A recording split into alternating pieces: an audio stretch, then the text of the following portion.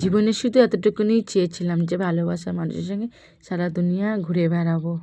এত সুন্দর জায়গায় আসতে অনেক কষ্ট হয়েছে।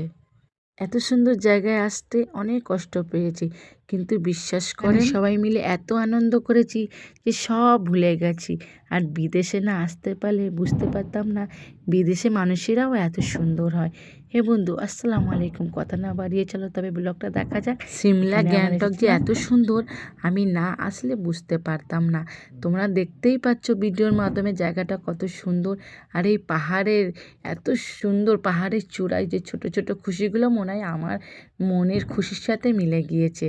আর এই গ্যাংটক সিমলা এত সুন্দর জায়গা, এত সুন্দর জায়গা না আসলে মনে হয় বুঝতেই পারতাম না।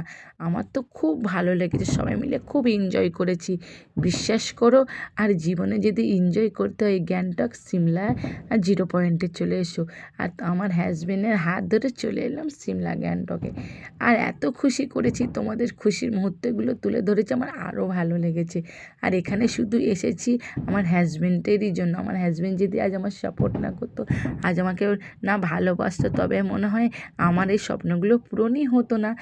আজ দেখো কত সুন্দর পাহাড়, আমি এতদিন ভিডিওতেই দেখেছি, কোনো দিন ভাবিনি যে আমার স্বপ্ন পূরণ হবে, যে আমি বরফ দেশে গিয়ে এত সুন্দর ভিডিও করব।